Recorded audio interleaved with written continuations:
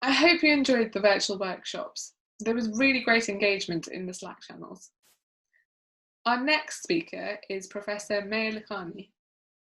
Maya Lakhani is a practicing GP in Leicestershire and chair of the Faculty of Medical Leadership and Management. He previously served as president and chairman of the Royal College of General Practitioners. Professor Lakhani, thank you so much for your time. Over to you. Hello, my name is Maya Lakhani and I'm a general practitioner in Leicestershire.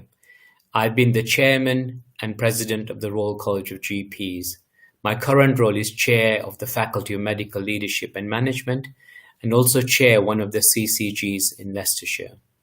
I'm a working GP and I also serve on the senior clinicians service of the National COVID Response of NHS 111. I'm very pleased to be able to address this important conference today. I want to thank you for the work that you're doing. I know you're working in very difficult circumstances, but delivering high quality care, particularly during the COVID pandemic. So let me thank Dr. Heba Khan and her colleagues for inviting me to speak at this national conference for the Medics.Academy FDoc event. You are the future, and for this reason, I'm very interested to share my presentation with you, which is about how do we get a positive, optimistic vision of medicine. I love my work. I look forward to going into work and doing shifts. And I believe there has to be a better way. And I think doctors like you will have a key role in shaping the future. And now is the big moment with the COVID pandemic, a big moment for medical leadership to shape the future. And I want to share with you my thoughts about the future of medicine and to describe some of the new frontiers which I'm very excited about. Whatever your stage in medicine, I know you will be concerned. Perhaps this famous painting by Edvard Munch, The Scream, exemplifies what you might be feeling, a feeling of helplessness, of being scared, of a massive amount of change going on. But actually, I want to argue in this presentation that this is a moment of opportunity for a brilliant future in which I see a great role and contribution by junior doctors, which will make medicine the profession that we want it to be. So in my talk, I want to make the case for better models of care. I want to describe a concept and a vision of optimistic medicine. My argument is that there's too much negativity, but we can get to an optimistic place, and I need your help in that by reimagining healthcare. And COVID-19, although it's posed many, many challenges, and sadly we've lost many of our colleagues and patients in the pandemic, it offers us an opportunity because everything is changed. It's utterly changed. The key will be leadership from doctors like you. And I'll present you with a 3-point plan, which at this stage in your career, I hope will support you and guide you through a very challenging career ahead in medicine, but one that I think will be very fruitful. I always like to start with talking about the good things. You know, we are in the age of progress. I graduated as a doctor in 1983. Not so long ago. I feel I'm still learning. I enjoy my work. I'm a working doctor. I also take part in the COVID response service.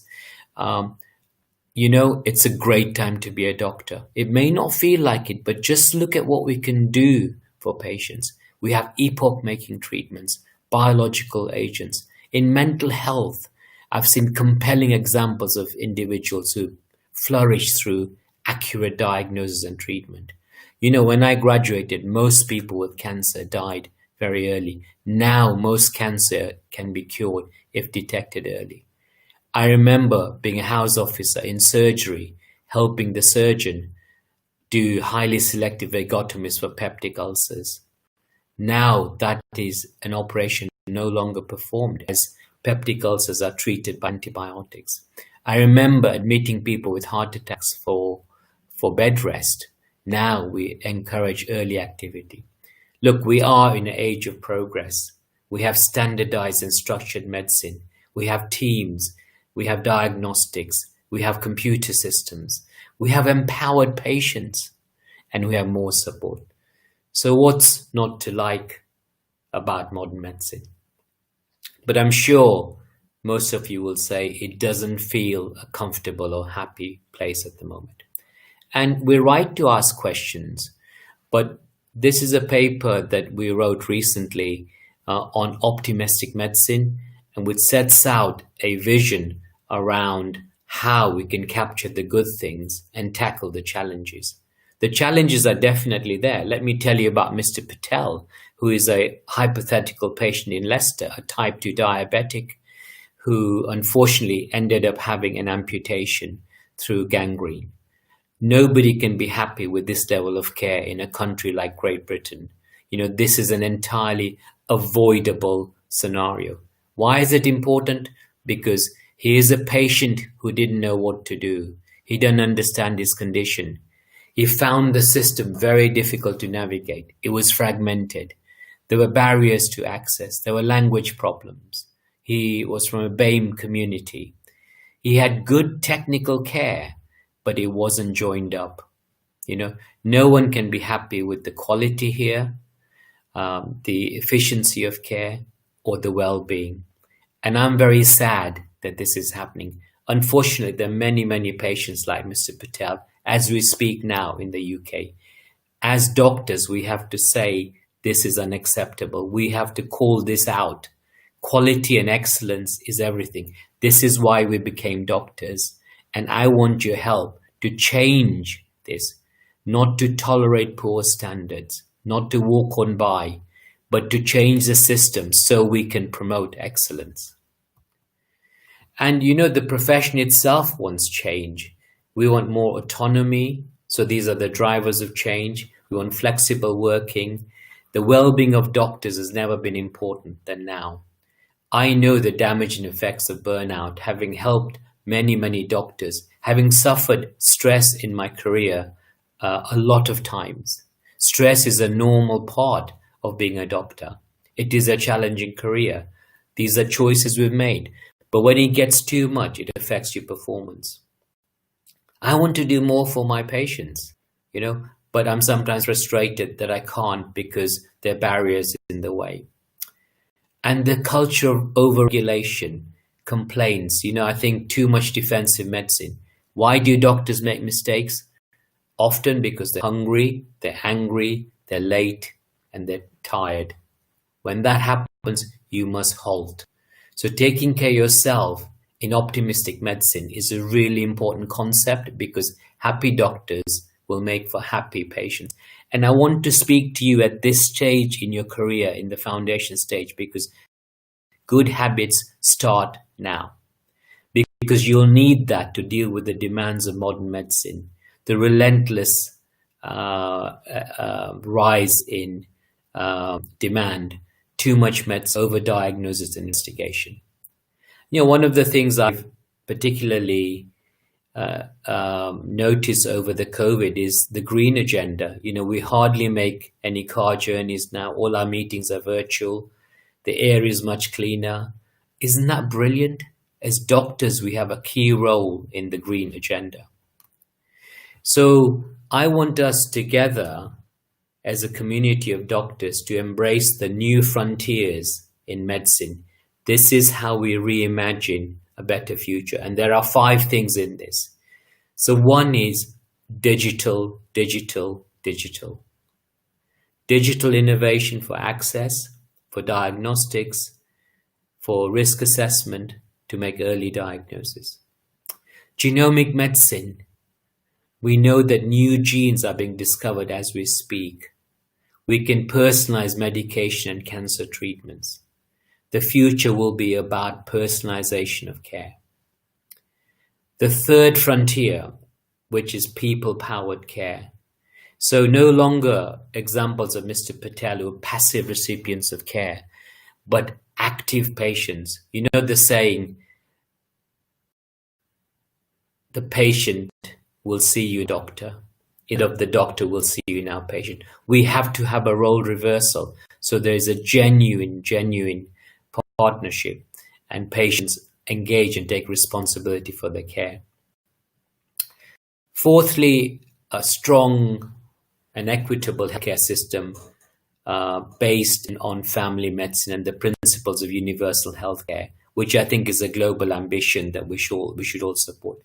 And finally, no man is an island, no doctor is an island. Remember, whatever your role or position, you're working in a system of care, what I call team of teams. The future will be about a system of care. So to get a good outcome, you need an empowered, activated patients. You need good housing, you need good employment, good education. You need a good environment. You need good primary care access if there is a medical problem. You need that primary care system to be connected with community and hospitals and authorities. So it's all joined up. It doesn't matter who your employer is as a professional, but the care is delivered seamlessly. You might think, well, this is so unrealistic. It's not going to happen. Actually, somewhere in this country and in the world, this is happening now. There are examples of this, the new frontiers, which enable us to give great care. So this is just to show the importance of genomics. So this is work presented by a local pediatrician in Leicestershire, where I work, showing that, 49 new disorders have been discovered through genomic analysis, 4,500 diagnoses made, 33,000 families studied in pediatrics, 125 research papers. This is world-class research that's changing medicine. And imagine the power of this, where we integrate genotypes, phenotypes, environmental data, air pollution quality, lifestyle data, the food people buy. And so you have this picture of what's happening inside me, how do I feel, what's my situation at home, work and play, and where do I live. Imagine how we can understand the determinants of health. And this is a very powerful piece of work from a charity called the Royal Free Charity called Beyond Health. Absolutely brilliant piece of work, which imagines how we can pull all these things together. So in the future, and I don't think this is anything to worry about, in the consultation, you'll have the doctor, the patient, and Alexa with her friend Watson in the virtual consulting room. And anybody who thinks this will make medicine more impersonal, I believe they are incorrect, although I do understand that concern. I would urge them to read this book called Deep Medicine by Eric Topol. He argues that the use of artificial intelligence and digital can make healthcare more compassionate and human, because all the heavy lifting is done for the doctors. Look at your consultations or patient interactions. You'll spend a lot of time looking for reports, looking for results, filling in forms, trying to get a file, getting something across to the lab. In general practice, we know if you don't have all the information, it increases the length of the consultation. But imagine before a patient came in, artificial intelligence has analyzed the patient's data in the way I've described earlier, and is putting predictive diagnosis in front of you, telling you the possibilities. So it leaves you to spend 15 minutes with the patient, which is our holy grail, the standard we aspire to for consultation general practice. If all the hard work is done for you and automated, then what's not to like about that? And then to go on to the other frontiers about the system. So I've talked about the doctor being part of a practice, being part of an organization, being part of a healthcare system. So the question is no longer, Don Berwick said this, what do I do, but what am I part of? So this is a team of teams. And I hope that many of you will be interested in careers in general practice. Although, of course, we need doctors in all categories, and you must follow a career that's your passion. But a lot of people ask me this question. General practice is going towards a specialist status with the GMC, acting as a consultant to a wider multidisciplinary team, working as part of a network of practices, and being a key part of a system of care. I know you're concerned about workload and the business side sometimes, and burnout, but actually the future of general practice, which is in my next slide, is we are changing. Look at the amazing premises that we work for. These are actual premises somewhere in Great Britain. We're working at scale. We've got new roles, flexible grades, career progression, a chance to fulfill your dream of being a doctor you want to be. So my second part of my discussion is the COVID implication. And just briefly to say that I think COVID has shown the medical profession in its best light. There is no doubt about that in my mind. Medical leaders have transformed the care of people with COVID-19. To the best of my knowledge, nobody who needed intensive care was denied that in England. Hospitals mobilized very, very quickly. New pathways were designed. And this was remarkable collaboration and interaction. I've been on local COVID committees and pathway design groups. We worked with consultants, with social services, with community leaders, faith leaders. You know, what people are telling me, can it be like this all the time? How we work with together as a system and not silos. So people are talking about the new normal. And we've actually collected information on what is it that people want to continue doing and what is it they don't want to return to. Nobody wants to return to 50, 70 patients a day, 14-hour days. As you leave for home at 8 or 9 o'clock in the evening, 50 results pop into your pathology inbox. That is not sustainable. That affects the doctor's well-being and is not good for patients. So we have to use this opportunity to reset demand and to find new ways of working whilst retaining what we think is important. So who wants to go back to the old way? Is the old way sustainable? I would argue not. But the new normal is very attractive, and I'll describe what the new normal is. And I want your help in shaping that and in implementing that.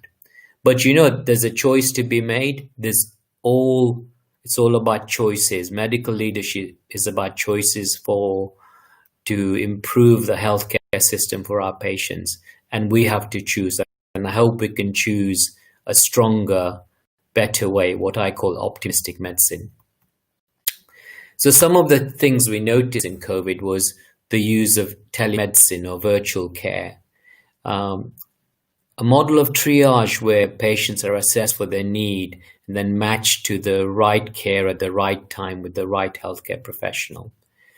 I'm very proud of how we supported vulnerable patients, broadly defined. So people who at the end of life, people with long-term conditions, people who are shielding, people who are having chemotherapy.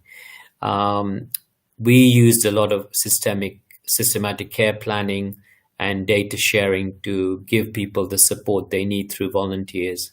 One area where I think everyone will agree we didn't get it right collectively is support for care homes. And obviously that will be studied and examined. I think the learning from that is that vulnerable patients need enhanced support and enhanced care. And that's called segmentation of population. So population health management is going to be the future. And finally, a couple of things that I noticed, that people were enthused again in medicine, came out of retirement, people worked in hospitals and GPs, medical students worked in a different role. There was so much collaboration. People were empowered. You know, this freedom to practice medicine. appraisal, CQC inspections, all of that was suspended. And people's clinical professionalism was respected. Red tape was released. They were so enabling, So governance is important. Governance is needed to keep us safe, but it's enabling governance rather than to stop us doing things. Take, for example, the research trials, the principal trial. So much research has been done in such a short space of time, led by doctors. Why can't we make this the case all the time? This is my promotion and my mission for optimistic medicine, where doctors leading change for their patients. So the new normal is a digital front door of empowered clinicians, of patients who know what to do when they're sick, patients who will do self-care. We know that 26% of GP appointments are not necessary for the GP to see. Imagine if we had 25% spare capacity in primary care. We need to change the culture, population health, particularly for BAME communities and other disadvantaged peoples, and specialized care for vulnerable patients. No more silos, like GPs, district nurses, consultants, working together in a team of teams. So this is the emerging new normal. So just coming to my conclusion now, I want to leave you with 3 things. Firstly, I want to emphasize the importance of the doctor-patient relationship. I believe we can maintain that and make it stronger despite new ways of working. And I was struck by this painting, which was published in 1891. It's called The Doctor. And it captured the imagination of the people of Great Britain. It toured Britain, actually. And it shows the doctor looking at a sick child, a worried parent in the background. The child is looking very pale. I believe the child is floppy. The arm is rolled out. The doctor is observing intensely. Possibly the child has sepsis, as we would know it now, perhaps from meningitis. The child seems difficult to rouse. But you can see how the parent is observing this scene and the doctor with his hand on his chin looking at the child. And this is the epitome of what's called the human touch. It emphasizes the relationship between the physician and the patient. My question is, in the modern world of digital care, of fragmentation, of, anytime, anywhere, any access, any doctor, are we losing this human touch? I hope we don't, because I think we need to maintain this. And this painting was so powerful, you'll be interested to know that when it was exhibited around the country, one person, on seeing the intensity of the painting, died on the spot, because it was so powerful. So this is me doing one of my COVID response shifts, which is a remote assessment involving video, prescribing, telephone.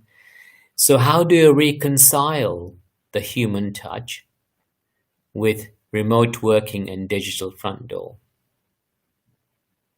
So I think that in many ways we can do that. We're already doing that. Thousands of doctors are learning to connect.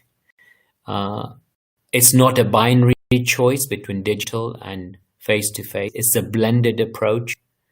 And I think we need to do more work on this, but I believe that you can make the human touch and compassionate care possible with all these modalities, as Eric Topol has identified, because it helps us to do what we're best at, which is clinical decision-making and treatment.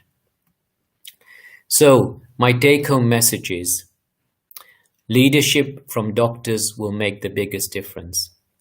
This is a time of opportunity. I've pointed out that the legacy NHS had a lot of problems.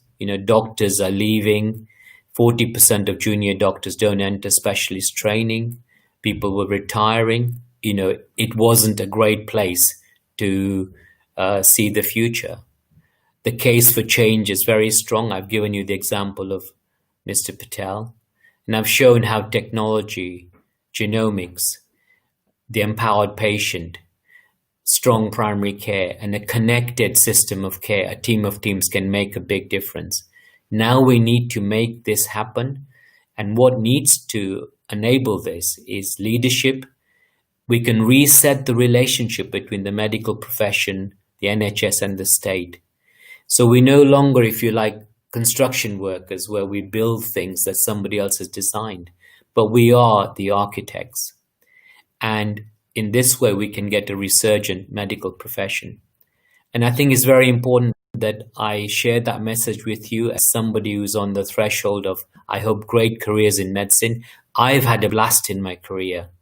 I wouldn't change it for anything. That's why I love working. But one thing is, you have to have the right mindset and grow your mindset. Invest in development, in coaching, in mentoring, in insights. Here's a question for you. After today, go home and think, how have you changed during COVID-19? How has your leadership changed in COVID-19? Look in the mirror and look both ways, because this is a great opportunity for you to show personal growth and a mindset development.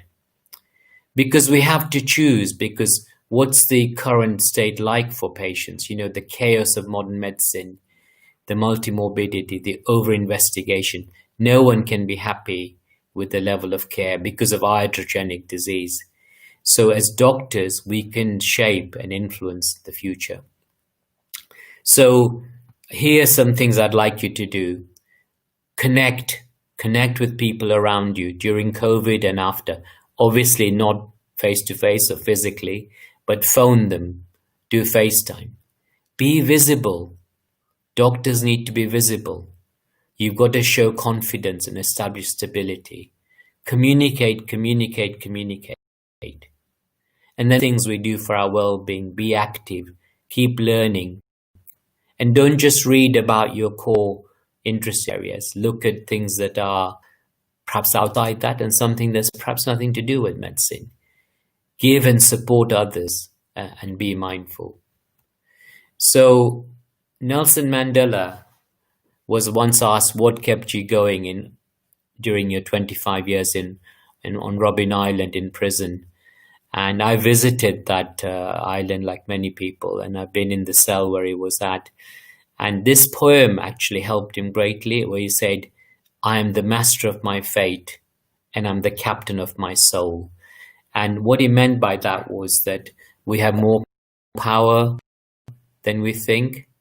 We do have so we can exercise that control by imagining the best doctor that we can be. Standards are very, very important. You have to develop. Competence is key. Imagine the best care that you can help deliver for patients in the best healthcare systems. And how can you do it? A lot of people say to me, well, this is fine. We find your argument compelling, but how can I, as a junior doctor or as a foundation doctor, do this? Well, this is how you can do it. And if all of us do this, together we can make a big change. So this is my last slide and my 3-point plan, which is be the best doctor you can be. Be on the side of patients. You'll never go wrong. Act in the patient's best interest and needs. Notice I say needs, not wants. Okay? Be on the side of patients, particularly disadvantaged communities, people in poverty, people with special needs, and finally, be a leader. In whatever you do, there's always a leadership aspect. So this 3-point plan, I believe, can help us get to this special place of optimistic medicine, because lots of small changes leads to big outcomes. Thank you. Thank you, Professor Lakhani, for that really inspiring talk. The talks today, the panel discussion and workshops have been incredibly informative and inspiring. I wanted to bring you all back to what I said right at the start of the conference, that the FDocs team at Medics.Academy is incredibly passionate about making professional development meaningful to the individual. So I wanted to take you through just some of the opportunities we have available for you to get involved with. It's often difficult to really know what's available for you and what to get involved with during foundation, as well as how to develop your career the way you want to. At Medics.Academy, we don't just think about you having started your medical career. We're more interested in supporting people with enthusiasm, determination, and drive. So today I'm going to tell you about lots of different opportunities that are available to you. And let's start with FDocs. FDocs is a program of support for foundation doctors going through the foundation program and was created by a team led by Professor Derek Gallen, former National Director of the UK Foundation Programme and President of ASME. And we are currently being commissioned to run FDocs for the foundation trainees in the Northern and Yorkshire and Humber foundation schools. Most of you will be familiar with what FDocs has provided for free since the start of the pandemic. We deliver regular webinars, e-mentorship sessions, virtual sims, conferences, give you access to a resource bank, as well as a community of foundation trainees from across the UK. We're also the team that delivered the world's first ever live worldwide virtual sim, as we wanted to try to solve the problem of sim sessions being cancelled for all foundation trainees at the peak of the pandemic. Have a look at how we used our technology to deliver sim to 106 people in one go.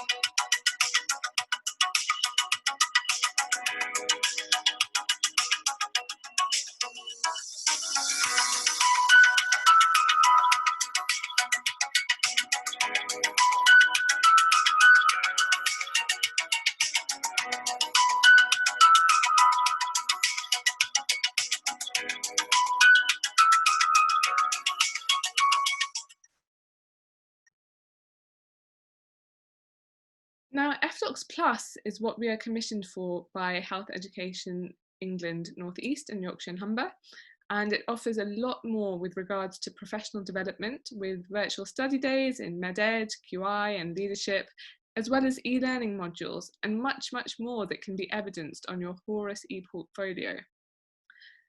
We've also had a lot of individual foundation trainees purchase this FDocs Plus license from us, and it can also be claimed on your study budget.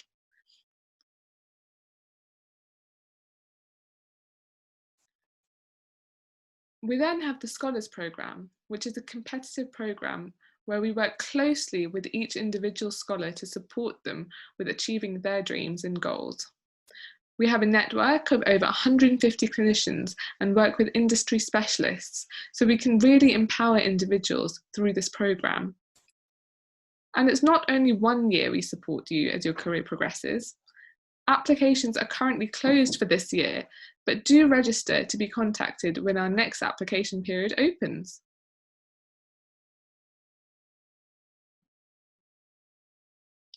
This is the programme, the Scholars Programme, that is open to final years. And this is just an infographic of what we deliver as a baseline. This is what we deliver to F1s, F2s, F3s and beyond.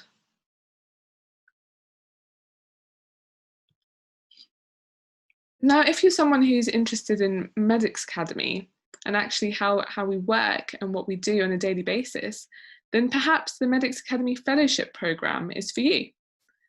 The Medics.Academy Fellowship Programme is an 18-month programme taken alongside work or studies, and it's a real opportunity to get to know Medics.Academy, the team, and what we do on a day-to-day.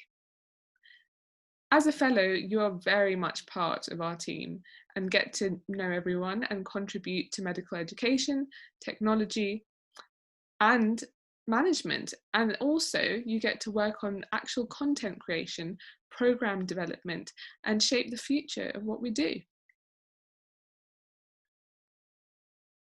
This is what the program looks like, and you're expected to spend on average between 3 to 6 hours per week as a fellow.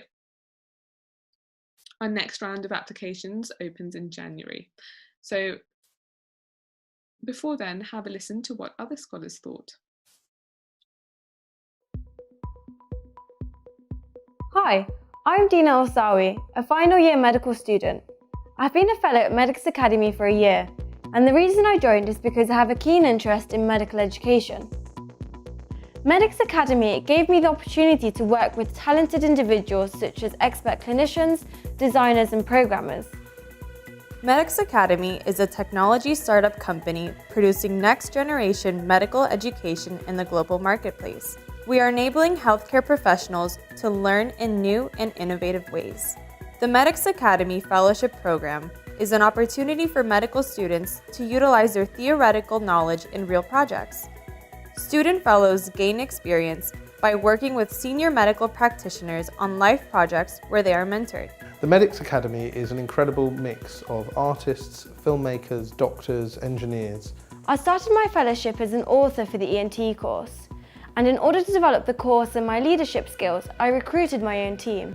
The fellowship program has allowed me to develop a wide range of skills such as teamwork, leadership and project management. If you have a startup or project of your own, you will be fully involved from the front line from the outset. We are currently recruiting passionate and hardworking medical students to join our offices in central London. The fellowship aims to foster key skills that will prove useful throughout your medical career. We also aim to provide regular workshops at the head office to develop a variety of skills from leadership and management to product development. Our students have gone on to present work undertaken at national and international conferences, have had work published academically, and have gained access to our incredible network of collaborators. They also continue to work with us subsequently and have gone on to lead long-term teams and projects with Medics.Academy. Applications are now open, so join us now by applying on medics.academy/opportunities.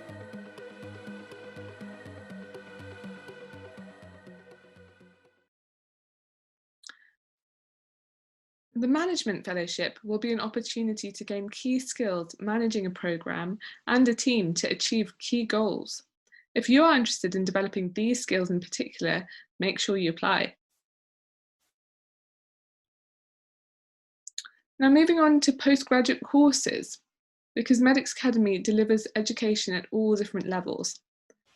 So the team at Medics.Academy has teamed up with the School of Medicine at the University of Central Lancashire to offer an accredited master's level programme. This programme leads to postgraduate qualifications in a PG Cert, so a PG Cert in clinical practice, management and education. And for the PG Cert, the modules will include technology enhanced learning, clinical leadership and applied clinical education, which can also be undertaken part-time.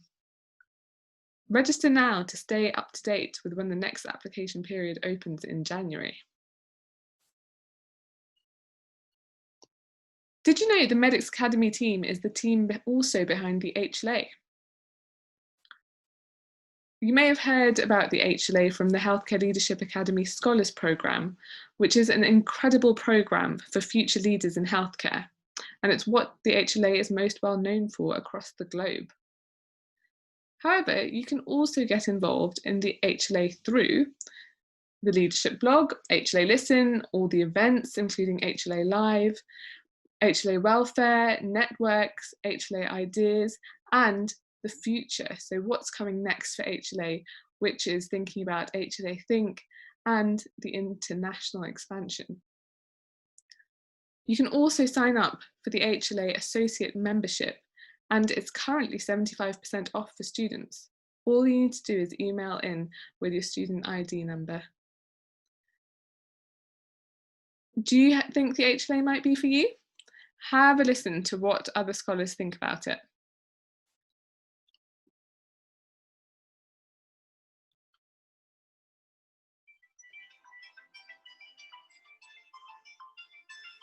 Throughout our medical training, we always know what the next step's going to be. We go to medical school, we go through foundation training, and then the expectation is to choose your specialty and progress. But this is difficult if you're not sure what you want to do. It's difficult if you have lots of energy and you don't know where to put that energy.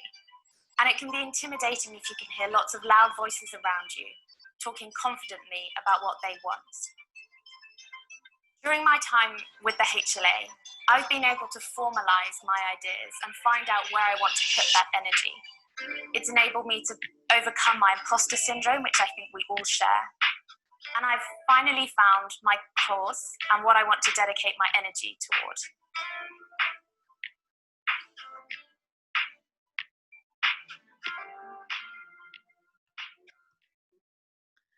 So applications are currently closed, but they will open for the next intake. Keep an eye on the HLA website for when that is. And if you're interested in gaining qualifications in leadership and post-nominals from the Institute of Leadership and Management in particular, have a look at the HLA ILM5. It's a fully virtual program, and it does what we really champion at Medics.Academy. It provides flexible learning, which means it can be completed at your own time, at your own pace. And it's designed for those of you interested in leadership and interested in gaining some post-nominals and membership of the Institute of Leadership and Management. It's a really great program, so I do encourage you to have a look. And for those of you who are interested in medical education, we also run a training and teaching course at Medics.Academy, which helps develop clinicians interested in medical education. You can opt for the 1, 2, or 3-day course and also gain points for your specialty applications at the same time. Here's some of the feedback we've received on the course.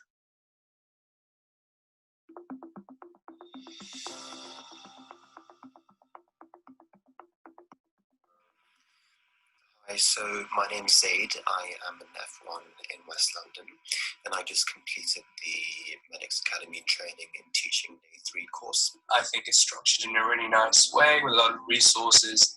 You can permanently access. The course isn't over after 3 days. You've got a ton of online content that you can always revisit, and I think that is fantastic. I thought it was a great way to learn through having a full day at the start and then 2 later days of self-study. It really allowed for flexibility and allowed us to fully engage in the course. It also made me feel better prepared to deliver teaching remotely or digitally. It's really interactive. There's a lot of small group feedback session, exchanging ideas and learning people's perspective. After actually doing this course, I realised that teaching is more of a science, and it's really important to get clear feedback so that you can improve your teaching. This course also encouraged me to think thoroughly about what my audience actually wants from my teaching session, and also how I can keep them better engaged. Really great, fantastic to get such fantastic lectures from experts in the field throughout the 3 days. It was also interesting to learn from others taking part in the course because we all have different levels of experience, so it was interesting to gain their perspective. I learned not just about a different style of teaching, I also learned about what is medical education, how to build a career in medical education, overall I learned a lot from it. I think it's a really well done course. I really enjoyed it. And I found it very enjoyable. That's what I thought of the whole course, and I really enjoyed it, and I'd recommend it to other people. So thank you for letting me participate.